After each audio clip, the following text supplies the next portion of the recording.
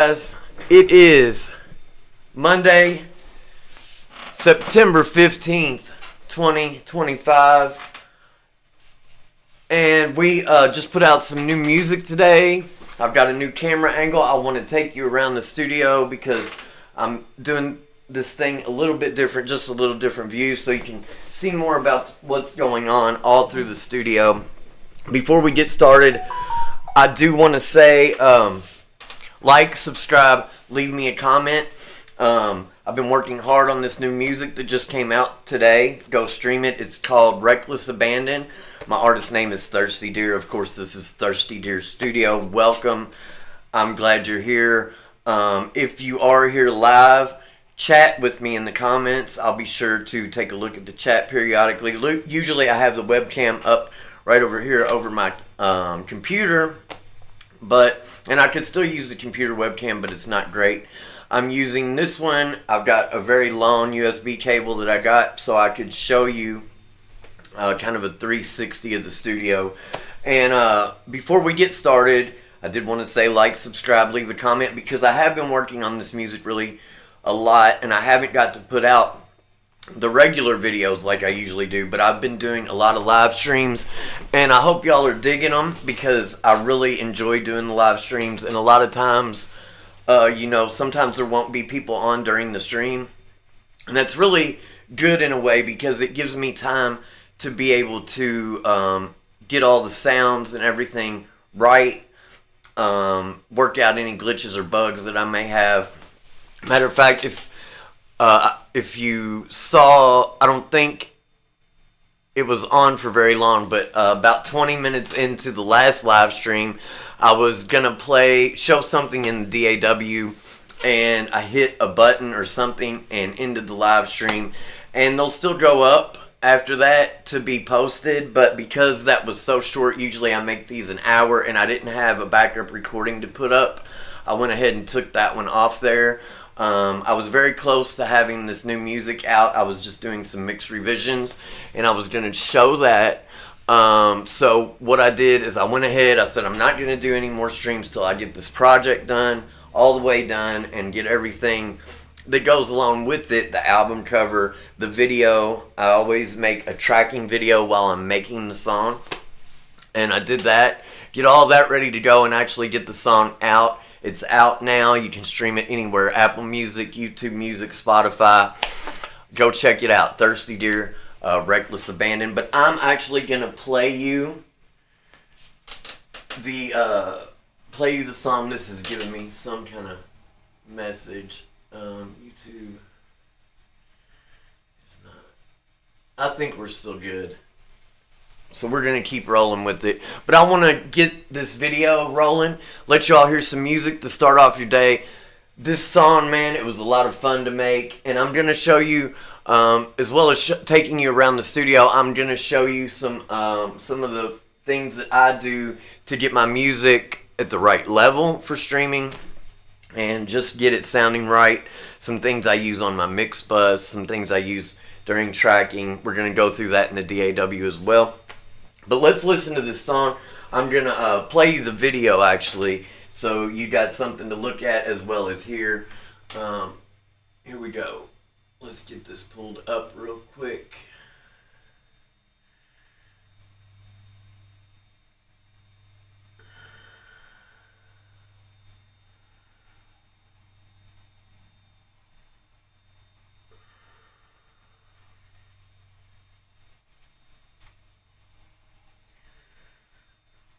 Let's see.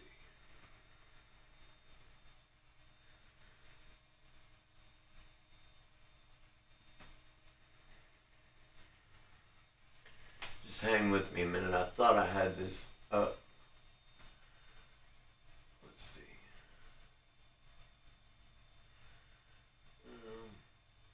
Here we go. Alright, so I'm going to start this, and then I'll put the video up so you can see that, and I'll mute this mic. Just so you don't hear me moving around back here. Here we go.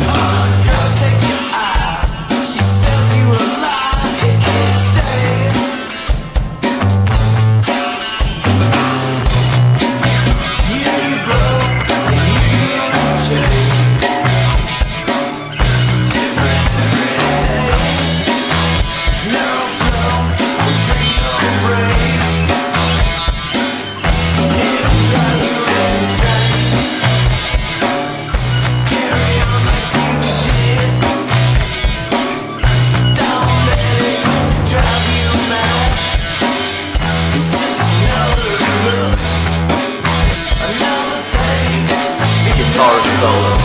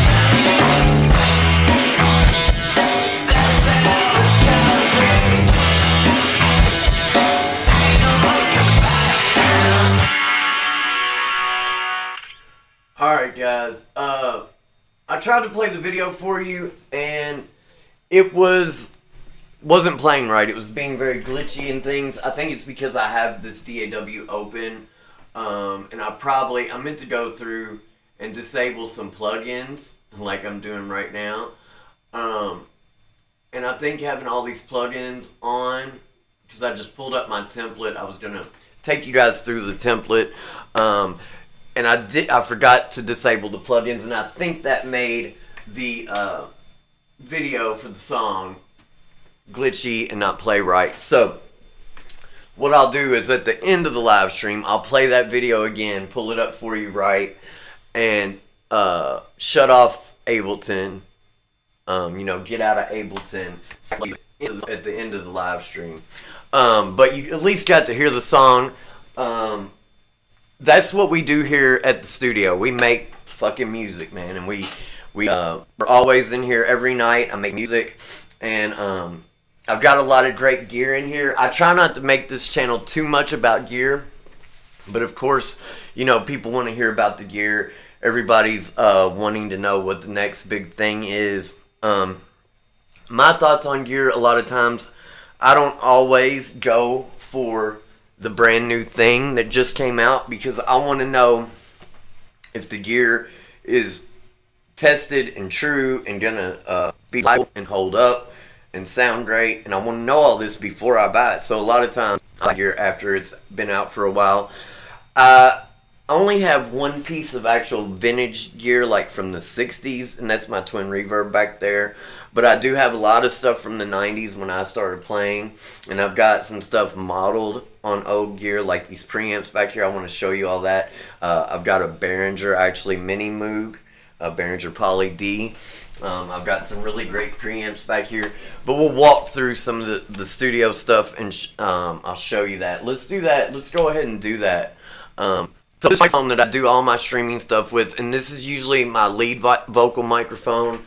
Sometimes I use a different mic for back vocals just to get more of that stereo with if you switch things up when you're double tracking, and a lot of times I'll pan my background vocals to one side or the other, just maybe 15 to the right or 15 to the left, something like that. I think on this one they were maybe 20 to the left. I put some micro pitch on there, Sound Toys micro pitch, which is great. It's like it had H3000 harmonizer, and it really gives you that stereo width. It'll drop your vocal down, like say 3 or 6 cents on the left side, and then on the right side it'll pitch it up 3 to 6 cents, and it really gives you almost like a dry chorus type of sound, and it's really great for vocals and guitars, lots of things. So let's walk around the studio. Let me make sure I have this camera where it'll track me. So let's start with this. If you can see this keyboard right here, this is my Behringer Poly D. This one I knew is here. I use a lot of sound library stuff, or I still do. But I wanted to get an analog synthesizer, and keyboards isn't my first instrument. I did take some keyboard in school. They actually offered a like piano class, and I got to play piano in school. just about music programs in school. That's where I learned to do a lot of my music.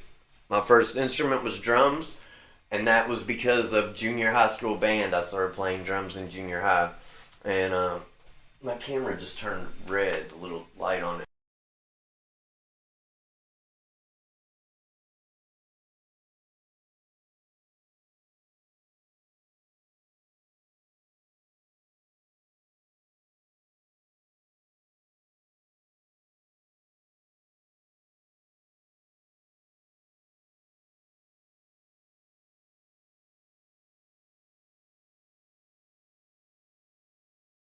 It's never really done that before. I don't know why it's doing that, but we'll roll with it. So drums was first, and about a year after I started playing drums, I started playing guitar. I took lessons on guitar for about 6 months, and the guy was like, "Man, you can do what you need to do. There's not really any more I can show you. You just have to practice and play." And that's what I did. I quit taking lessons after about 6 months. But also in school, they offered a piano class, and I took that for a while too because I was just so into music when I was a kid. But I never really had a keyboard or piano in my house or in my studio. I always played. I use this Akai down here. It's an APC, Ableton Performance Controller. It's like just I can do my automation and my DAW with it. It lets you. It's got some like knobs or faders. It's not really faders, but it's knobs that you can move the faders with. They do have one that has faders, but it doesn't have the keyboard. And for a long time, that was the only keyboard I had in here, and I was playing all my synth stuff on that. But I really preferred to go with the Behringer Poly D when I can. Sometimes there's sounds that it doesn't get that I want that I use the Akai for, and it's great. I definitely do all my automation on the Akai because I can actually mix with it instead of having to draw everything in. Thing's only $100, man. So if you have a studio, that's one of the things I would recommend more than anything to get is some kind of MIDI controller because it's really gonna make your process for mixing run a lot smoother. And if you get one with a keyboard, you've got access to all of your software synths, and you can play them in like you're playing an instrument instead of using a keyboard on your computer. But this Behringer's great. I was using it direct for a long time, which it's a great sound that way. But I've got a cable down here where I can just patch it into my pedal board, unplug my guitar, patch it into my pedal board, and it'll go through all my delays and stuff if I want to use them, and into my old twin reverb back there. And it's really killer with that Shure 545 or my Royer R10 on it. It's a great sound, it's a different thing than the direct sound, and I like it better, most of the time for my music, going through the amplifier with the synthesizer. I've even got like a Leslie rotating speaker pedal down here. It's the Keeley I Get Around pedal. It's, a Leslie, and I'll run that's actually where I patch into the pedal board, and I'll run the Poly D into that a lot of times and get like the Leslie sound going into analog amplifier, tube amplifier, and it sounds killer. Over here, I don't know if you can see. Yeah, you can see. This is my dual rectifier. This is a Trimoverb dual rectifier. So it's a regular, just 1995 dual rectifier, but it has reverb and tremolo like a Fender amp. The tremolo is quite a bit different than a Fender amp. Sounds good. Sounds great. The reverb really sounds great. The tremolo, I don't like it as good as my twin, but you can use it. I also have a Flint here if I want tremolo. It's cool because it's a different trim too. I always keep that set on the harmonic trim. If I want like the bias trim or that more choppy trim, I'll use the Flint for the choppy trim, but like the bias, like Fender style trim, I'll use the one on the amplifier because it's the richest, best sound out of that twin. So the dual rectifier, when we listened to that song, there was a baritone part. It came in It was pretty much all through the song except the section the guitar solo was playing that had both standard tuned guitars. But the baritone sound was this dual rectifier, no pedals going in except the Bigsby pedal. I played my Les Paul to drop it down to baritone. I used the Bigsby pedal. You can latch it down. You can drop all the way down in half steps or up in half steps to the octave. So I dropped down to a low B, ran it into here with the SM57 on it and a Royer R10. I made a video on this. Go check out that video on the Royer R10 on the Mesa dual rectifier cabinet. It's a couple videos back. It's probably actually the last regular video back because I've been doing live streams ever since then. But it was such a great sound. It feels like putting an API EQ and getting the perfect low end out of the EQ. Just plugging in that Royer and putting it on the vintage 30. I almost said greenback. But there's 4 vintage 30s in this dual rectifier. That was standard at the time. Still is, I think. It's just a great sound. It has the orange channel, which is the vintage high gain. It's got in it, you can switch it from vintage high gain to clean. And then the red channel is the modern high gain or blues settings. You've got a toggle switch on those.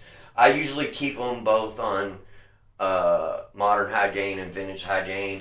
I tend to usually go with the vintage high gain for like rhythm parts and the modern high gain more for leads, but really that vintage high gain is probably my favorite channel and it'll do great leads as well. I have all through the studio, like over underneath where the camera is, I have a lot of percussion instruments around here because I would much rather play real percussion into a microphone than do that kind of stuff with the sound libraries. It just sounds better using real instruments when you can, or using tube amps when you can, rather than using stuff that's already been recorded and you're playing samples back. I like to get my own sounds in the studio. That's why I have all this shit. That's why I have these microphones, because I love to make the sounds myself. Over here, my monitoring situation, a lot of people like to hate on the Rockets, the KRKs. I like them. I've gotten used to them. I think I probably could have gotten used to some other stuff maybe quicker, easier. They do seem maybe a little hyped. It's hard to tell what the low end's doing sometimes. I always take mixes out to the car, but I've gotten to where I can usually get a mix within 2 to 3 trips out to the car.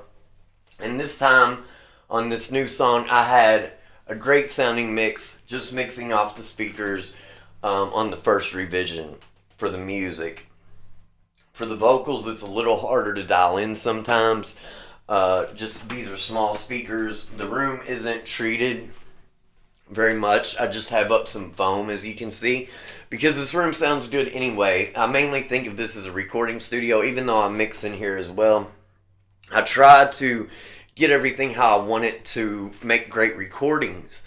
And like if you look at these walls, they probably look like drywall, but they're actually wood paneling. And that wood paneling just sounds great with these drums. You know, the echo off of the drywall is a lot more of a hard sound. I feel like there's something about wood that like disperses the sound in a different way. And it's great drums in here. You know, I play my cymbals a little bit easy. I'm playing, you know, you have to kind of you're playing drums. But really, it's not too splashy in here if I hit the cymbals hard. You know, I might automate down a little bit on the fader. Like on my room mics or something if I'm hitting the cymbals real hard, but I try not to do that. But this room just sounds great. And back there on the fireplace, it's like real brick, but it's not. It's just a facade of brick, right? It's not the whole bricks. But if you feel it, it's real brick. That is actual brick in the front. It's like some townhouse that you're with, and you know, just having differences in the gives a unique sound. And I don't have to gate things like my drums hardly. Like I'm a gate drum, just wide open. And the way I have my mic set up here, it does pretty great. You know, just balancing the levels. Okay, and, I told you about the Kai APCs. These things are just killer, man. It's a lot more fun to mix if you have a MIDI controller. I have on this. I don't know how you can see. I probably zoom in. Actually, let me do this. So if you go here, there's knobs.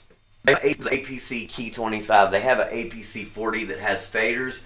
There's 8 knobs, and I use them to mix a lot. You know, I hate doing animation with the mouse when I'm mixing a song, but if I can just hit record on the track and through, you can activate the keys. You can activate every key on here and every fader and align it. You know, in the DAW in Ableton. So you just hit this. I'll put in the DAW in a minute, but you just assign any parameter you want on this to anything in Ableton.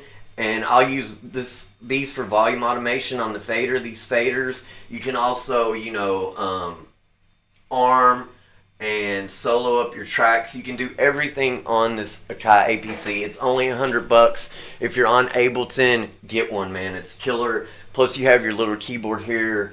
If you don't have something like an analog synthesizer like I have, this is great for playing your sound library stuff. And it's, you know, it just makes the workflow so much better. Even though it's small, it packs a hell of a punch. $100, and if you're not in Ableton, I think it'll work in other DAWs, but they have MPC MIDI performance controllers, not the MPC drum machines, but just MPCs that run your MIDI in your DAW, and they'll work on any DAW, and you can get those for the same price, and they're great too. If we come over here to the rack, this is what I'm using to record everything. I'm getting ready to take the studio to 16 channels. I just have 8 channels right now. Let me zoom this back out for now.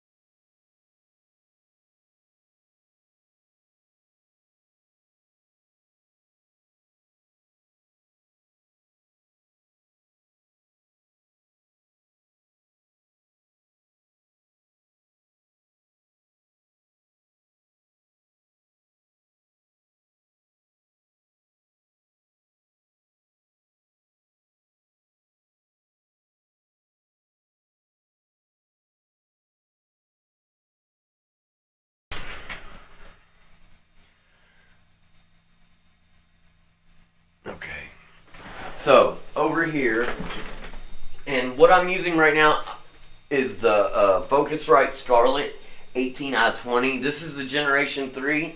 The only thing I have a problem with about it, and it's why I got the analog mic preamps in the beginning, and now I wouldn't have it any other way, even if I had mic preamps with as much gain. Like, I'm going to get a SSL 18, the new SSL 8-channel interface, to add 8 more channels to this, to bring the studio to 16 channels, and they have a lot more gain. I think they have 69 dB of gain, which is about what my Neves and Chandlers have. They have around 70, 71 or 72 dB of gain, so it's right about there with the SSL. But even with that SSL, I would still, if I had to do it over, get the outboard mic preamps, because there's something about recording into those, and then I run all my music, my full mix, I run back into these Chandler TG2s. So on the top, these are the Chandler TG2s. This is like what's in Abbey Road. So they even say EMI on them, which EMI is Abbey Road, and, you know, where the Beatles did all their recording. Pink Floyd Dark Side of the Moon was done on a console with these same mic preamps. Wade at Chandler makes these.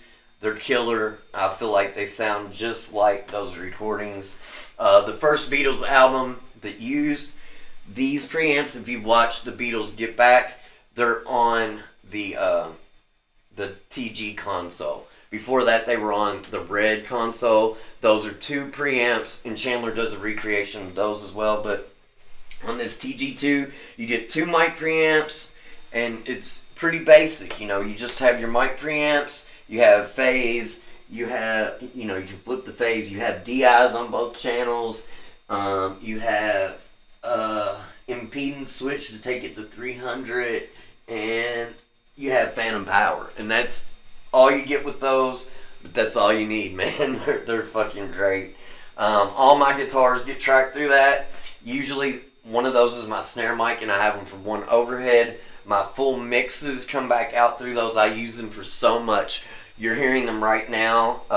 The microphone is actually going into the Neve 1073, which is right below it. That's a BAE 1073, which is very accurate recreation of the Neve 1073. This one has no EQ. It's very basic as well. It was my first mic preamp. I needed to get something just to have the sound in my studio right. You know what I mean? With digital, everything can be a little bit harsh and a little bit brittle. And if you get an analog mic preamp to record with, if you do everything in your studio yourself like I do, having an analog preamp will just give you the sound of records immediately recording into that thing. So the mic that you're hearing me on now is going into that BAE 1073, and then below that I have, this is an Audioscape 1176 down there. So the mic's going into the BAE 1073 and then into the Audioscape 76D. I actually usually use it on 4:1 compression. Today I have it on 8 because I was tracking vocals and I forgot to switch it back to 4:1, but it's going to still sound killer on my voice for talking on this live stream because it's a great sounding compressor. We're not running too hot. I am going into the red a little bit there, but then, I can knock it back down a little bit with this output trim. You have an output trim on there where you can, if you want to run things a little bit hot, like into the Chandler or the BAE, you can run them a little bit hot like I do on my mixes sometimes. I'll just run it up 2 clicks and roll back the trim a couple of dB. So it's really pushing the mix, but not so much that it's going into digital distortion. Okay, if you heard that song that I played at the beginning of the stream, the new release that's just out today, Reckless Abandon, Thirsty Deer, go stream it anywhere you stream your music, Apple Music, Spotify, YouTube Music. The guitar solo on that was the Jim's 45 amp sim. All the other guitars, like I said, the baritone guitar was into the dual rectifier. All the standard tune guitars pretty much were into the Fender Twin over there, the vintage 1967 Twin, which that also has some Beatles lineage. We'll get to it in a minute.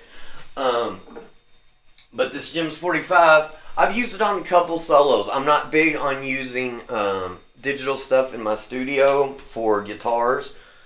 I think the tube amps sound much better. But I find myself in the studio many times late at night trying to work out where I want the guitar solo to be. And I'm not a person who sits down and usually writes my solos. What I do is I'll sit down and I'll play a couple passes and I'll get a couple places in the solo as like landmarks to guide me. I'll put a riff here and then I'll know I want another riff higher up here and want to go back down the neck here on certain spots. And I'll do that a lot of times through the Jim's 45. And if that's working for me and I feel like I can get a good sounding solo, I know that a lot of times I can go back and with, like on this song, I did it with the SSL channel strip, which is just like the Waves SSL channel, just like the SSL Series G console, right? And I know I can EQ things to get them to where it sounds pretty damn good, and I'm not missing too much from having a real amplifier as long as I have that EQ and compressor. So if I've got things rolling really good when I'm working out these landmarks on a guitar solo, I'll go ahead and usually put up the camera because I like to capture my solos on camera because I make a video for every song I do, right? And there's been several songs where I haven't put up the camera on the guitar solo, and it's a motherfucker to go back and try and relearn your solos just to do them on camera. Now, if I was playing a lot of gigs, it wouldn't be an issue with me to go back and relearn all my solos and work them out because I'm playing gigs. But to just do it for a video that who knows how many people will see, it's like, man, I really don't want to do this. I want to get on recording a new song. That's another thing with age and time. I've gotten to where I don't really like playing covers anymore. I learned all that stuff when I was a teenager. Any song that I want to learn how to play, basically, I learned it when I was young. Maybe sometimes learned them wrong, as we all do in the age before YouTube, when you had to actually put the record on and learn that way. You know, some of us learn things wrong, but you get it to where it sounds good enough to work, right? And I really don't like to play covers anymore. When I'm in this studio playing, 99% of the time I'm working on a new song for myself that I'm writing, something that I'm going to put out, hopefully. I have gotten projects done and not been happy with them and not put them out. I try and keep some integrity about what I put out here. I feel like there's enough shit in the world. We need to hold ourselves to a higher standard. I try and run the music by people before I put it out to make sure it's up to a certain standard.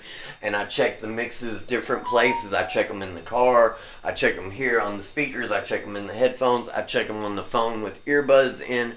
I have a series of different checks that I do to get my mixes sounding right. So the Gems 45. Great amp sim, and the price is right on that.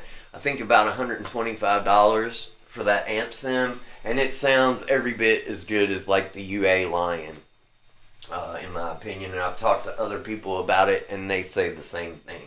So before you spend $350, $400 on a UA Lion, you might check out the Gems 45. And then if we come over here, my pedal board's kind of tucked away. It's actually on this big Coca-Cola palette. Let me make sure that this camera's following me. I might zoom in a little bit if this will do it. Yeah.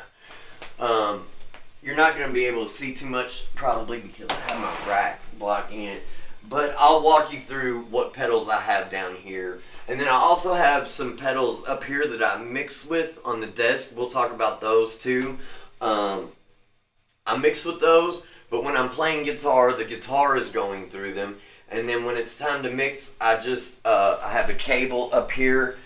I just pull one cable out and put the other cable in. It might have fell down actually, but, oh no. I've actually put it to where I'm running my whole pedal board through it. So it's running through the same signal chain as my guitar. I just have this cable back here. This red cable goes from the Focusrite output, output 3 or 4, and goes into the pedal board. Then all my pedals, I can mix with them. I just pull up an external audio effect in Ableton, pop it in like a plugin, and I can mix through all my pedals. Mainly I just have these ones on the desk. These are delays and reverbs. Occasionally I will put, like, there's a chorus down here in a XTS modded Boss EQ. I'll use stuff like that as well, but most of these drive pedals, I don't use them to mix a lot. If I want like a rat on my bass, which actually that song you heard had a rat on the bass going DI, I'll play it in that way.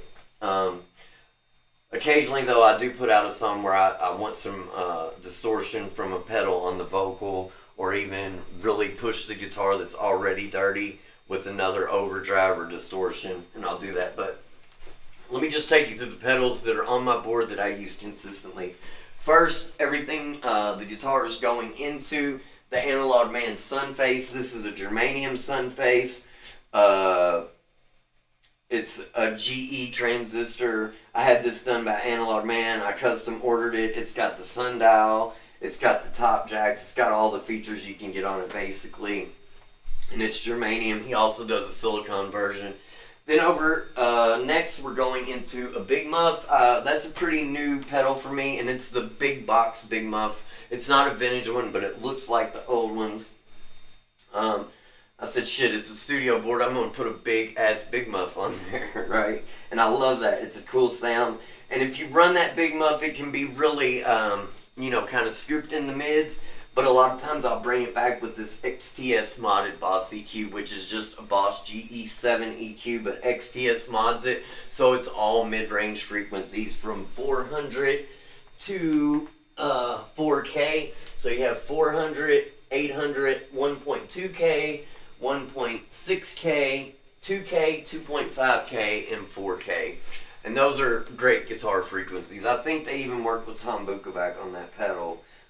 He kind of gave him some frequencies that he wanted and told him what he needed out of an EQ, and that's one they made for him. I think they have a couple of them out with different frequencies. I don't know if you can get them all, though. Like, some of them, I think you might have to be one of those Nashville guitar players and know them and kind of specify what you need.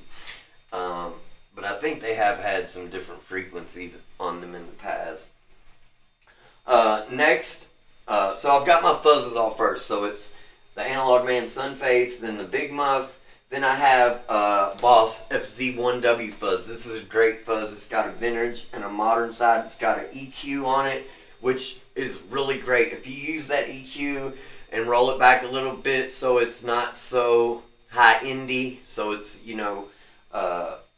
not so much presence, it'll get more like into distortion land than fuzz. So it's very versatile, and it's got a pretty good roll down. Not quite as good as the Analog Man Sunface. It's got a beautiful roll down, especially on the Telecaster. It's like cleaner than clean, almost like a treble booster type clean. Really great sound. So that's all the fuzzes I have on the board. I have a few more in my pedal drawer over there, but these are the pedals that I keep on, that I use a lot of the time, so much that I want to keep them on my studio board.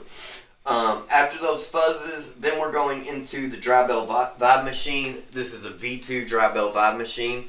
I recently had to put a new optical cell on it. They sent me one, and it was cool because the optical cell and the one that was in it looked like these small LEDs like that I'm using to light up my pedal board, and around my studio I have these colored LEDs. Very small LEDs, and the one that was in it, they sent me out some new ones, and they were like almost like Christmas tree bulbs in it. I figure that's what they're using on their V3 Vibe Machine, and I feel like it made it even sound a little richer. It was already a killer Univibe, and it really just, it sounds great. It's a little, like MXR size pedal, but it does the thing like a big Univibe does. A lot of people use those Drybell Vibe machines. Then after that, I'm going into compressor. It's the MXR Dynacomp. Really great for clean sounds if you want to, play that chicken picking type of stuff, or get faster lead runs on a clean tone and kind of have that sustain and that pop like you're playing when you're playing high gain. But with a clean tone, a compressor is the way to go, and the MXR is a great sounding one. It's a classic pedal, the red MXR Dynacomp. Then after that, we get into the drives. I have the V3 Tim. This is not the Timmy, this is the Tim pedal. It's got overdrive and then a boost, so it's like a dual overdrive, but you're just boosting the overdrive side on the other side of that. It's got a high cut that's really great. If I'm going into the twins, sometimes I'll hit that high cut because I can go like bright channel on the amp, but then hit the high cut on the Tim pedal. It's the most out of all these pedals, and they're all kind of what people call transparent overdrives. The Tim is the most transparent. It sounds just like going into the amp, except adding a little bump to it, right? And it'll get pretty saturated too. Then after the Tim, I'm going into the GE7 Boss EQ modded by XTS. I put that kind of in a weird place because I wanted it after one overdrive, but I wanted it to mainly push these other overdrives. And I move pedals around sometimes too, just to see where I want them, and that works right there. It's in a good spot, because I can put the Tim before it if I want some overdrive before it and really want to EQ the drive after the fact. I've got the option to do that, but I feel like it's really EQing the way I want it to, even going in before like the Prince of Tone, which is the next pedal on the board. It really gives me the frequencies I want anyway, even with the Prince of Tone. After it, it's a killer sound. I'm on the waiting list for the King of Tone. I'm sure some of you probably are as well. I've been on the waiting list, I think, since 2021. Long waiting list, but the Prince of Tone is great. if you're looking for a King of Tone sound. You could even get two of them if you want to run one into another one.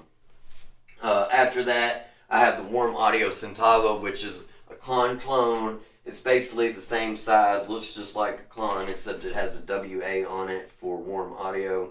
Then we've got the Boss CE2W chorus, which that was also on that lead sound for the guitar solo in that song. I'm going to play that again and play the video again when we end the video, since it was being glitchy when I had my DAW open. I meant to go through, like I said, and shut off plugins, and I forgot to do it before the live stream started, so it was glitchy. Then if you come down here on the floor, I'm trying to get the camera to work so you can see the compressors on. But down here is a Bigsby pedal. I don't know if you can see it, but that's what I use to get the baritone sounds in that song. Bigsby pedal, it's great. I've got it hooked to a latching pedal, so if I want to roll down to a baritone and have it latched where I don't have to use the actual Bigsby part of the pedal, it'll latch down. And then next to that, I have the I Get Around from Keeley, which is that Leslie rotating speaker that I was talking about. And then up on the desk so I can mix is the MXR Carbon Copy. Let me set this over here. MXR Carbon Copy right there. It's a great analog delay. I love it. Strymon Flint up here, and then the Strymon Timeline is back here. So I use those pedals to mix with a lot. I like having them in arm's reach, but the guitars also go through them. Like I said, when I switch to mixing, I just patch in a different cable. Let's see, where are we at? Okay, for microphones, the dual rectifier over here has got a 57 on one speaker, and I also put the Royer R10 up when I'm not tracking drums. The last thing I did was drums for that song. I haven't started on a new song yet, but this Royer R10 up over on the overhead will go right here on this dual rectifier because it's a great sound for that 412 cabinet. It's like I said, it's like adding an EQ. And then on the Twin 67, if you've seen the Beatles Get Back movie, John and George had those, except they were brand new at the time. This has one JBL, 12-inch JBL in it. I think it's a D120 or something like that they're called. The other speaker is the stock Fender speaker. I always keep the JBL mic with the Shure 545, which is just like a 57, except it's the one that looks silver. It's like the old school 57, maybe a little smoother mid-range out of that, but it sounds basically the same. And then my acoustic that I have in here, I also have a high string acoustic. It's in my bedroom right now, but this is standard tuned acoustic. I play a lot of open G stuff too, but this is a Taylor 310. I got this at the same time that I got that Twin. I got them both at an estate auction, and I'm very happy with both. This is the best guitar I've ever had as far as staying in tune. Like, it had been a while since I picked it up, and I picked it up last night. It was perfectly in tune. And Taylor, it sounds great through the microphones. I used to do it with small diaphragm condensers. I have AKG P170s, just cheap small diaphragm condensers.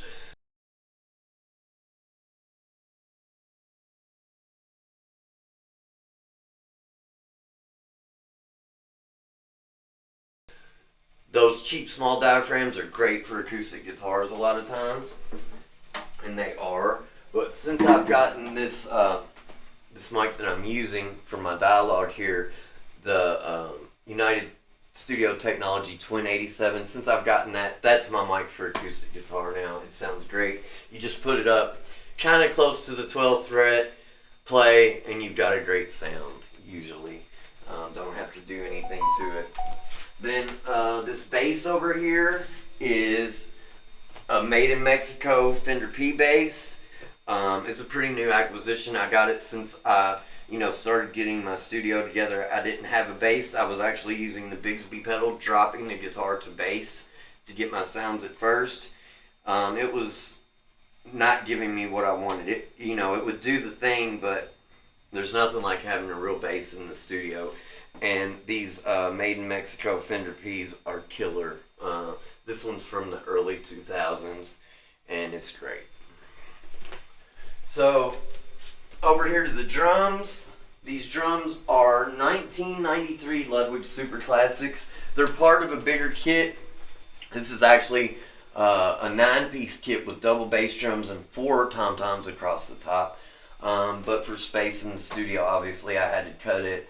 I play a lot of double kick drums, always have. But since I've cut the kit down, I haven't been able to do that. So I think I am going to get a double bass pedal instead of putting up more drums in the studio. That might be an option. I don't know. We might move the couch out and make the kit bigger. But really, it's just more mics you have to add. And, you know, it's a lot of money when I can just put a double bass drum pedal. It's a 24-inch kick drum. It has double 24s when it's in its full form. It's a great bass drum sound. You know, a lot of people say that the big kick drums don't necessarily mean a bigger sound. Sometimes it's just more mud. But I really love the way the microphone sounds on that 24-inch kick drum. So these are kind of Ludwig's top-of-the-line kit.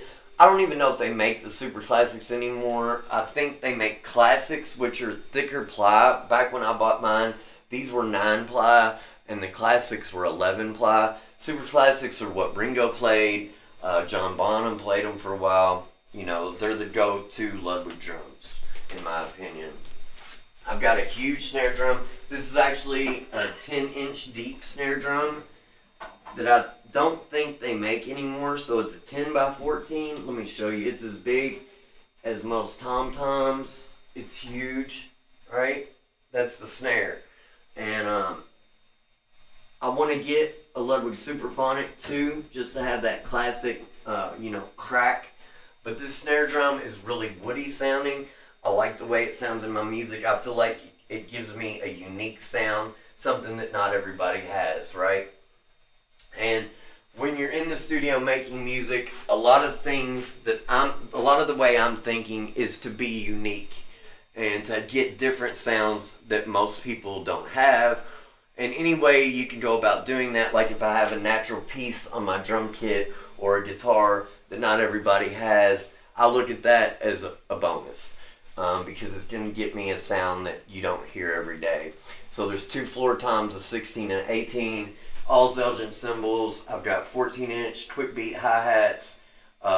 This is a 12-inch A custom splash, 18-inch medium crash, 17-inch A custom crash, 20-inch China, that's Oriental China, and this is a cymbal that Zelgin hasn't made for a long time either. I think they quit making it shortly after I got it in the 90s. It's a Z Heavy Power Ride. It's got a great bell on it. Usually the only ride I'm doing is on that bell because it's great, man. It's a killer sound. So, and the guitars. So this is a 52 Telly reissue from the early 90s. This is when they were making them with the poly tops. It's not nitro, but it still sounds great. It does that Telly thing if you want to play some like chicken picking country licks. This is a great guitar. The pickups are microphonic as hell, but there's no way I'd change them because they're that classic Telly sound and they're great. I can deal with the microphonic shit, you know. Then my other electric guitar I'm using all the time is this 54 Gold Top Les Paul reissue from the 90s. This one, I've got a YouTube video out on it, and there's another stream I did about it because these are pretty unique guitars. This is a 95, and Gibson doesn't actually recognize the 54 reissues as coming out until 96. And what this is a Gibson dealer custom, meaning, and they still do it this way, like if you know about Wildwood guitars, they have dealer customs, or Chicago Music Exchange. This was from Music Warehouse in Louisville, Kentucky, and they custom ordered this guitar, and it was before Gibson even really started doing them for the general public. Like, it had to be a custom order thing. That's what that guitar is. So it's a 95 Serial number is 95. I got it in 95, but they're not actually recognized as coming out until 96. So it predates the R4 or R9, like if you have a 59 designation. It predates all that. So that's a look around the studio. Let me show you some microphones. Up here, this is, under this cover, these are my room mics for my drum kit. These are two AKG P170s. Just cheap, small diaphragm condensers, but they sound good. I'm probably going to upgrade to some better sounding ones. Just, when you don't have a more high-endy microphone for something in your kit, in your setup, it leaves you curious as to how a better microphone would sound. So I want to get a pair of small diaphragm mics. Over here, this is the United Studio Technology Twin 87. It's a recreation of a Neumann U87, and I feel like it sounds just like it. There's a lot of very famous recordings done with U87s, and I feel like the way the top end is on this microphone, the way the presence is, that lift that it has, it's very pleasing lift in the high end. I feel like it sounds just like a U87, and it's really all I want in my studio. I've thought about getting another one to have a pair, but United Studio Technologies recently came out with a U48. It's called a Twin 48, which is a U47 and a U48 both in one mic. This is like a vintage and modern U87 in one mic. They do that thing where they make two mics in one. So their new mic has a U47 and a U48. It's quite a bit more expensive. I think it's around $1,500. This one was around $600, but I'm really interested in that U48, their Twin 48. And there's some Mojave mics. I think when I get a new large diaphragm condenser, it'll probably be something different, and that's not because I don't love this mic. It's just to have the versatility in the studio. Then over here, I have the Royer R10. It's great. Like I said, it goes on my guitar cabs. A lot of times I'll do background vocals with this mic as well. It goes on my guitar cabs, and it's like adding an API EQ for guitar. And the reason it's up on the overheads is my overhead mics for my kit are that Twin 87 over the ride side and this Royer R10 over the hi-hat side. Then on the snare, I have SM57. I have a Beta 52 in the kick, and I have Audix i5 as the dick mic or crotch mic. And then those overheads. Sometimes I put another mic up somewhere in the studio. I have a Sennheiser vocal mic. I think it's an E906 or something like that. But that's really the mics I use most of the time in the studio, and I feel like they really give me what I want. Damn, we've almost hit an hour already. Let me just show you one plugin that I like to use in my DAW, and that is this. This is a big thing that I use on my tubas for that song. Most of my mix revisions that I was doing, I was tweaking things on this plugin. It's called the Brainworks Master Desk Pro. I'm going to show it to you. Hold on. Right there. Brainworks Master Desk Pro. Great sounding plugin. Does everything you need to do for mastering all in one plugin, basically. Now I do other things, like I hit Pultec EQ on the tubas, and I hit sometimes a Better Maker EQ. Sometimes I have two EQs on the tubas, and then I'll hit well, actually, before I hit the tape, I use like the UA Ampex tape machine. But before I do that, I send out of the DAW and go back through these Chandler TG2 mic preamps. And there's only been one mix that I liked, the completely in the box mix, better than the mix that I sent out through the TG2s. And I've put out close to 10 songs, and I like them all better going through the TG2 except for one. So if that tells you anything, even if you did everything in the computer with your instruments and recording, did all, sound library stuff and maybe just did your vocal with a mic preamp and a microphone, that would make it worth it because you could run your two bus through it and you can run your microphone for your vocals through it, and it's a great thing. I can't recommend enough to get things in pairs if it's for your rack. Like this BAE 1073, I'm wishing right now that I would have gotten two of them. I think I'm going to get a BAE 1084 or just two channels of this 1073 MP, because I want to have a pair of them to run the mixes through as well and do stereo stuff. And mic preamps, man, people might think, compressors and EQs, that's what you should start with, like get a stereo compressor or whatever. But for me, the mic preamps is where the juice is the most. Compressors are cool too. I'm getting ready to get like probably an Audioscape 160 or 260 VU. It's like a DBX 160 to have stereo VCA compression.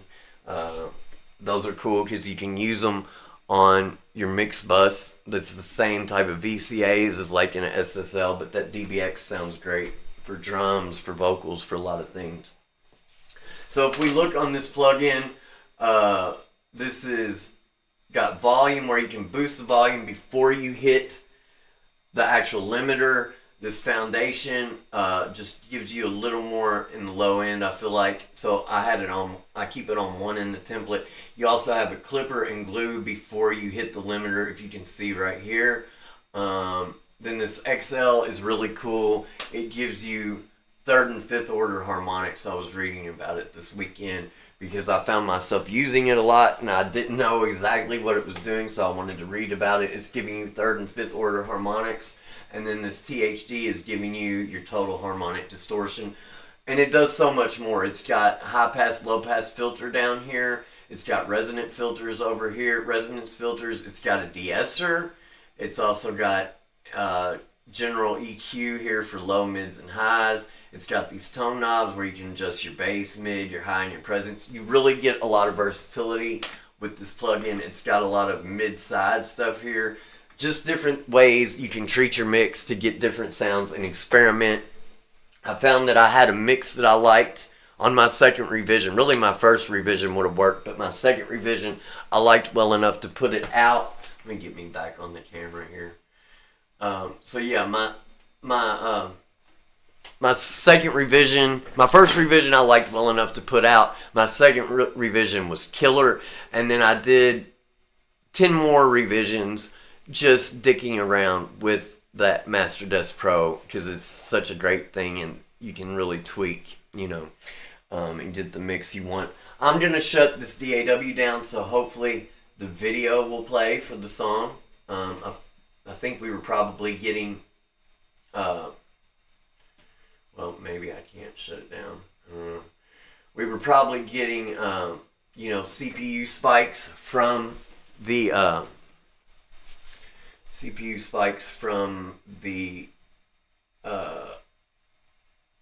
from Ableton, and I don't think it's gonna shut down for me. Hold on. Yeah, I've been having this glitchy thing lately. So I'm just gonna play you out. Let's see. Maybe I can shut down some plugins real quick and it'll work. Let me see. I wanna play this video as we roll out, so I'm going to shut off some plugins and see if I can get it to work. Get the CPU way down so the video will play while the DAW is still open, because the past two times I've tried to shut down Ableton, it's got glitchy on me and it gives me an error message, and I've had to don't know. Let's try video.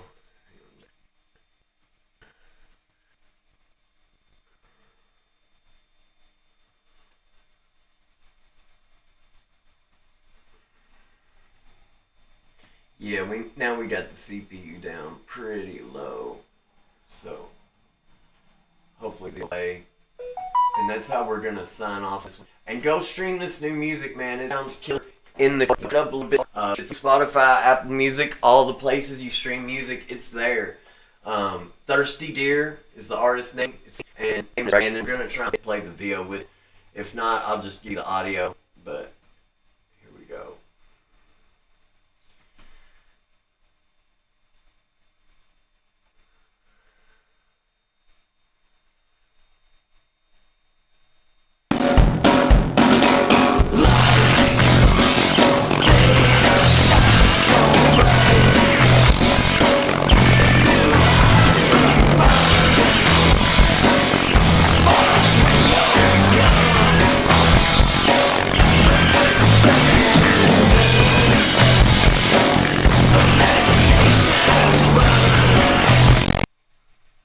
Alright, so it's gonna be glitchy.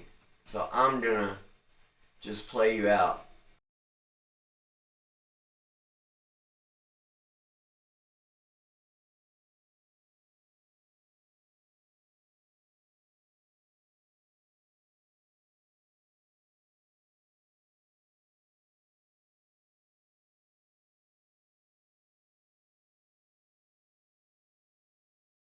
With the song. I'm gonna just play you out with the song. I'm gonna put it up, let it play, because the computer's being an asshole today. So here's the song. Let me give you the mix.